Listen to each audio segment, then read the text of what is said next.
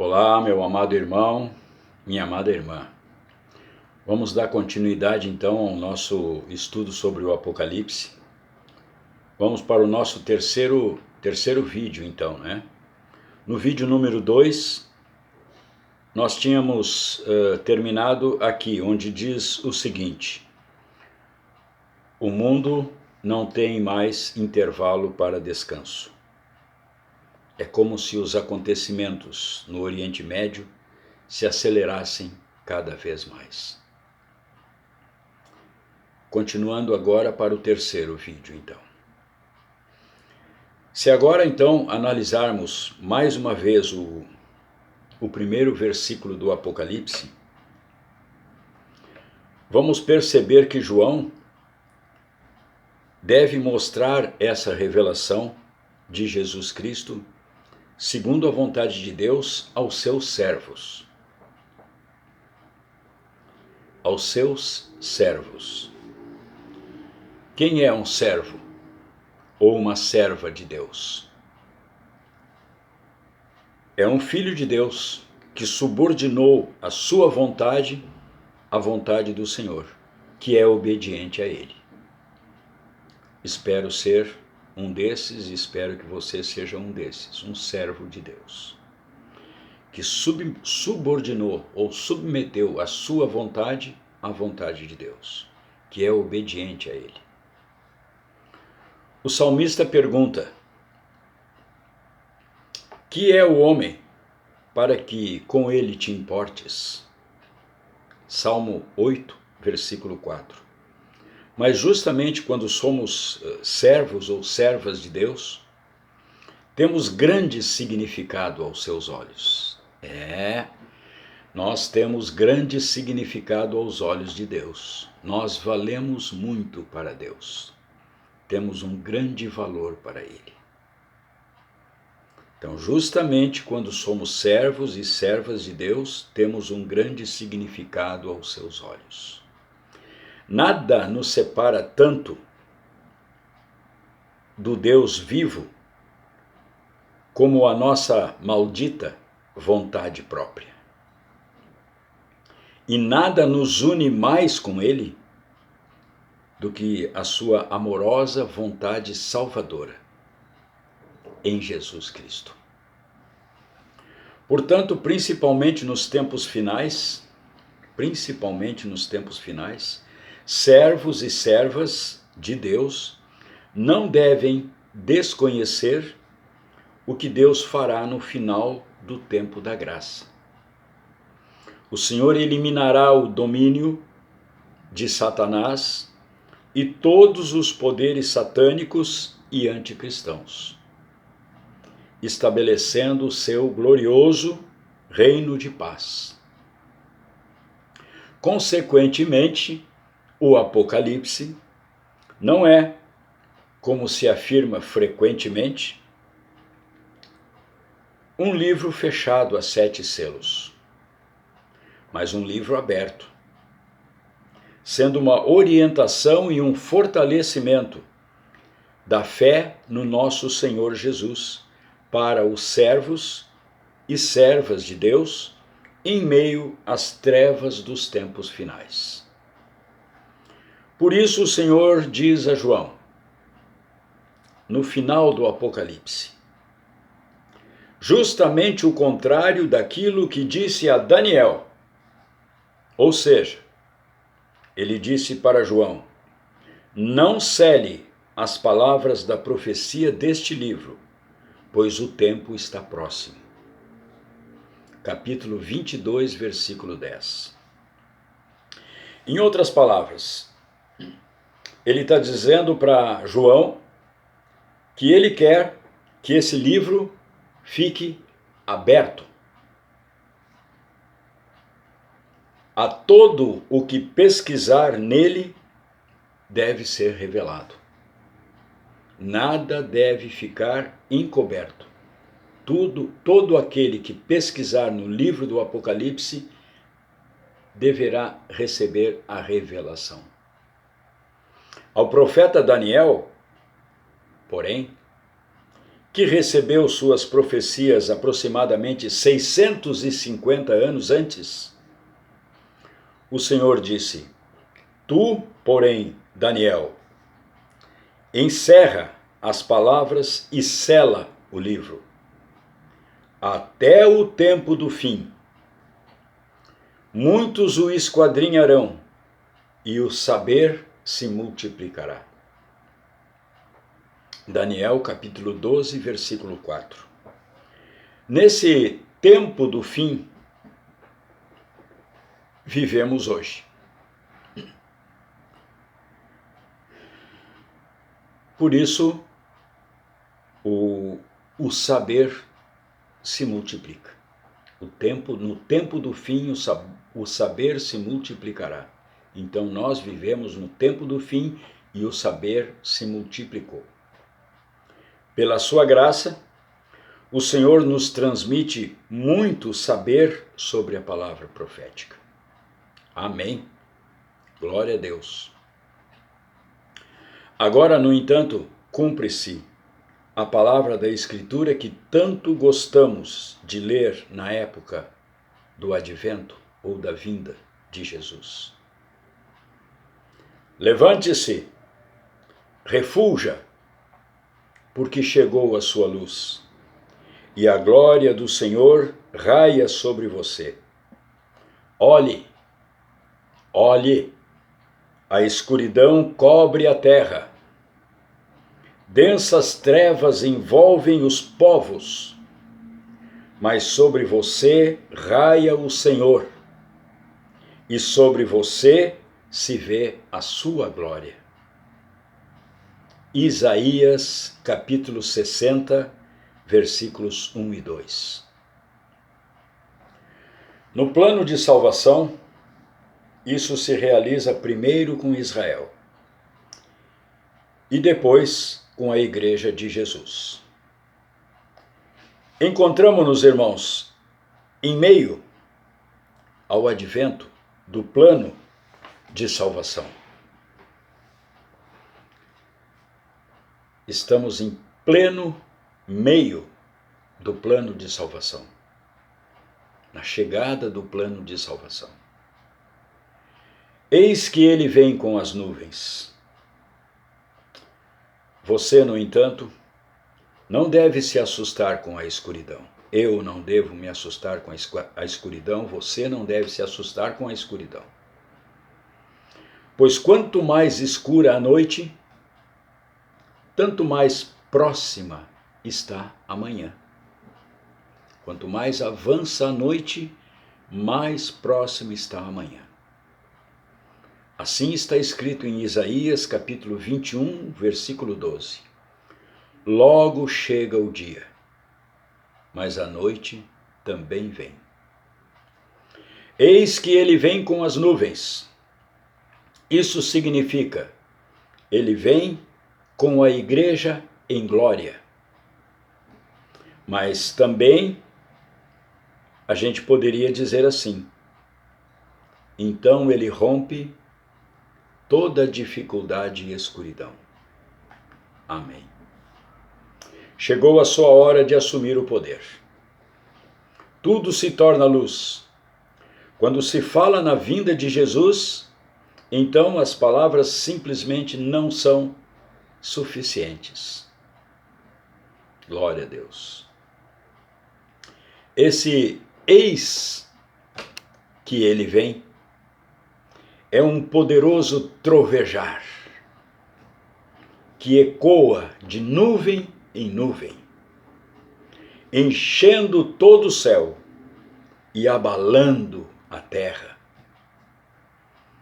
Exatamente assim, essa boa nova do eis que ele vem enche toda a Bíblia. De livro em livro, ela ecoa, eis que ele vem. Sempre mais poderosamente em nossos ouvidos e em nossa consciência. Daniel viu o Senhor em sua volta. Daniel viu o Senhor em sua volta. porque ele disse assim: vi alguém semelhante a um filho de homem, vindo com as nuvens do céu. Daniel capítulo 7, versículo 13. Então ele diz nos versículos 14 e 27 que o reino a ser estabelecido será eterno e que pertencerá ao povo dos santos, a Israel. Ele recebeu autoridade, glória e o reino. Todos os povos, nações e homens de todas as línguas o adoraram. Seu domínio é um domínio eterno que não acabará. Então a soberania, o poder e a grandeza dos reinos que há debaixo de todo o céu serão entregues nas mãos dos santos, o povo do Altíssimo. O reino dele será um reino eterno, e todos os governantes o adorarão e lhe obedecerão.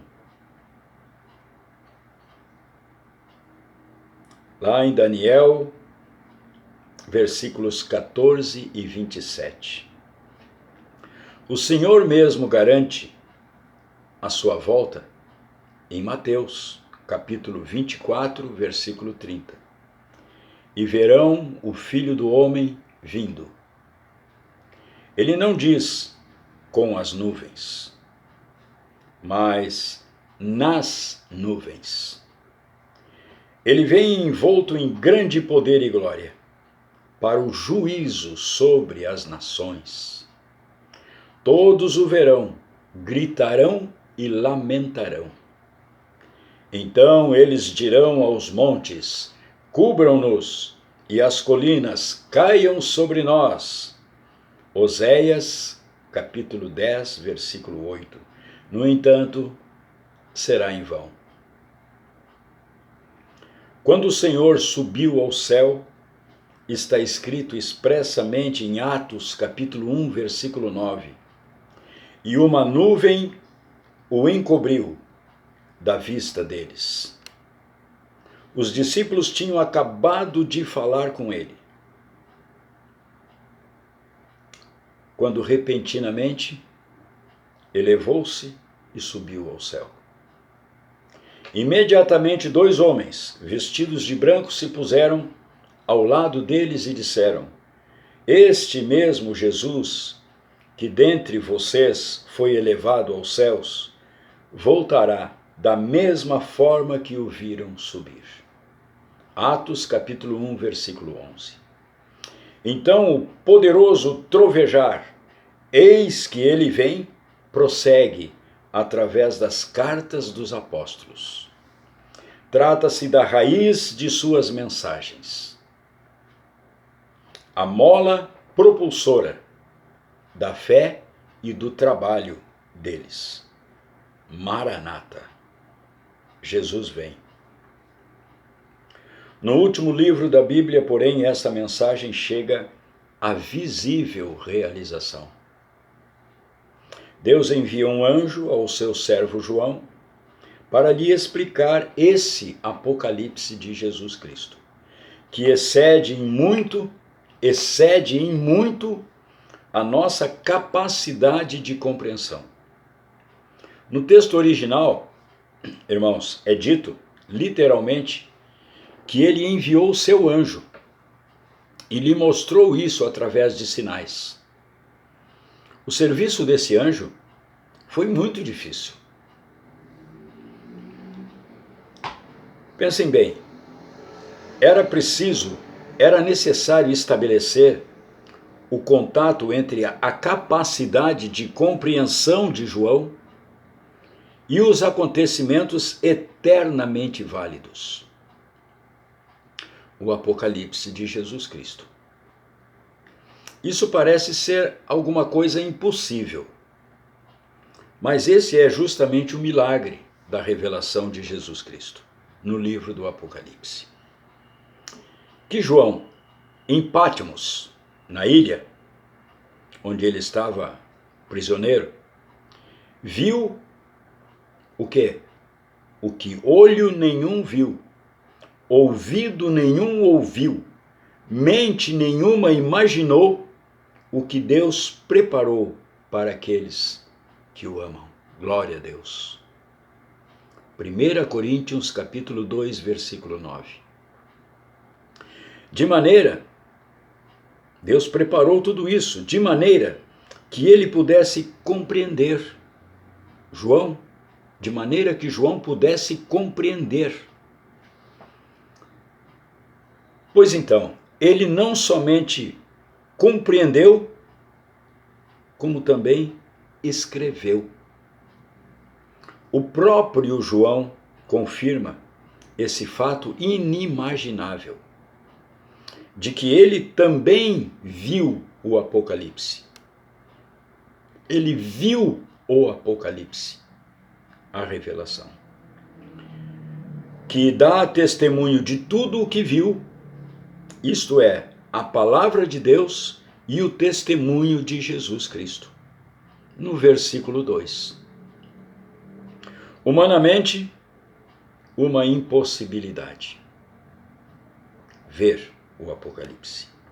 No entanto, assim era também, muitas vezes, com os profetas da antiga aliança. Por exemplo, em Miqueias. Em Miqueias capítulo 1, versículo 1, a gente lê: a palavra do Senhor, que veio a Miqueias de Moresete, durante o reinado de Jotão, Acás e Ezequias, reis de Judá. Visão que ele teve acerca de Samaria e de Jerusalém. Se quiser, também pode comparar Isaías capítulo 1, versículo 1 e 2 e Obadias capítulo 1, versículo 1. Bom, foge do nosso conhecimento como os profetas e João ouviram e ao mesmo tempo viram a palavra, de modo que puderam captá-la e escrevê-la. Porém, se o diabo pôde mostrar ao Senhor Jesus, em um momento, sobre um alto monte, todos os reinos do mundo e sua glória, quanto mais esse anjo, enviado por Deus, pôde tornar o incompreensível compreensível e o invisível visível para João. Também nós dependemos de tais serviços dos anjos. Nós também dependemos desses serviços dos anjos. Em Hebreus capítulo 1, versículo 14 está escrito acerca dos anjos de Deus, que eles são enviados como espíritos ministradores, para servir aqueles que hão de herdar a salvação. Como um rei tem sua corte, assim o Senhor elevado tem os anjos à sua disposição. Anjos anunciaram o nascimento de Jesus, em Lucas capítulo 2. Um anjo veio e fortaleceu o Senhor quando ele lutava no Getsêmani e já estava próximo da morte, em Lucas capítulo 22, versículo 23. Na manhã da Páscoa, anjos estavam junto ao sepulcro vazio e anunciaram a sua ressurreição. Ele não está aqui, ressuscitou. Lucas, capítulo 24, versículo 6. Todo serviço feito por anjos enviados por Deus. No encerramento, irmãos, da magnífica introdução do Apocalipse, a gente ouve as primeiras das 7 bem-aventuranças. Durante a sua vida terrena, o Senhor nos deu 10 bem-aventuranças, quando falou ao povo de Israel no monte, no famoso Sermão da Montanha. No Apocalipse, a partir do céu, ele deu 7. 7 bem-aventuranças. Bem-aventurados aqueles que leem e aqueles que ouvem as palavras da profecia e guardam as coisas nela escritas, pois o tempo está próximo. Capítulo 1, versículo 3. Segunda bem-aventurança. Bem-aventurados os mortos, que desde agora morrem no Senhor. Capítulo 14, versículo 13. Terceira bem-aventurança. Bem-aventurado aquele que vigia. Vigia. Capítulo 16, versículo 15. 4. Bem-aventurados aqueles que são chamados à ceia das bodas do Cordeiro. Oh, glória a Deus. Capítulo 19, versículo 9. Quinta bem-aventurança. Bem-aventurados e santo é aquele que tem parte na primeira ressurreição. Capítulo 22, versículo 7. Não, capítulo 20, versículo 6. A sexta bem-aventurança é que é no capítulo 22, versículo 7. Bem-aventurado aquele que guarda as palavras da profecia deste livro. E a sétima bem-aventurança que o Senhor nos dá no livro do Apocalipse, está lá no capítulo 22, versículo 14.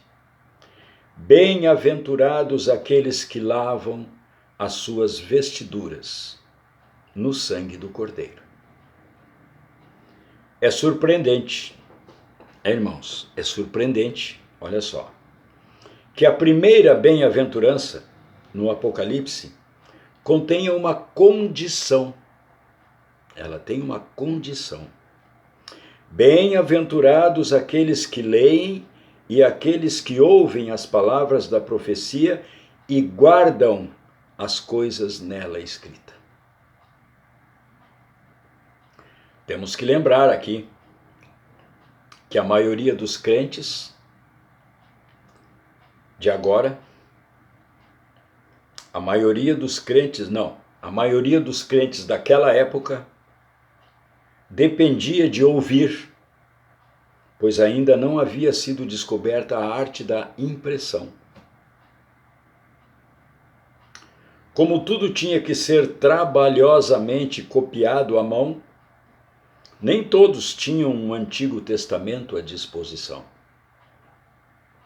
Nem todos tinham uma Bíblia à disposição. Muito poucos, até por sinal, é que tinham esse privilégio. Além disso, havia também a questão dos analfabetos, aqueles que não sabiam ler nem escrever. Por isso a Escritura, e mais tarde também as cartas dos apóstolos, era lida. Em uma tradução inglesa, a primeira bem-aventurança é formulada da seguinte maneira: especialmente abençoados são aqueles que ouvem e leem e guardam as profecias. Então, o ouvir correto, ouvir corretamente, de qualquer maneira é pressuposto no Apocalipse.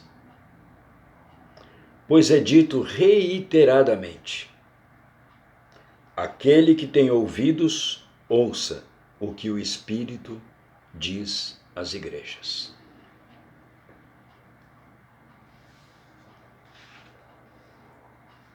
Ficamos por aqui nesse vídeo, irmãos, para não ficar muito longo, muito enfadonho, para você não ter que dedicar muito tempo para assisti-lo. Então ficamos por aqui. Vamos procurar fazer sempre na média de 25 minutos, que aí é um tempo razoável, né? Então, aguardo a você, irmão, a você, irmã, que está acompanhando esse estudo. Aguardo no próximo vídeo, que vai ser o de número 4. Este é o de número 3. Então, se você está gostando, se você está achando que está se edificando, conhecendo, avançando no conhecimento das profecias, continue. não desista. É um estudo longo, então tem que ter paciência. Vamos ver agora quem é que tem paciência de perseverar, de chegar até o fim desse estudo. E recomende, né, para os seus amigos, seus colegas, seus parentes, para que eles também possam ser alcançados por essa bênção do conhecimento do livro do Apocalipse. Então que Deus abençoe a todos, tenham uma boa noite e voltaremos em seguida com o número 4. Deus abençoe, que fiquem na paz do Senhor. Amém. Um abraço.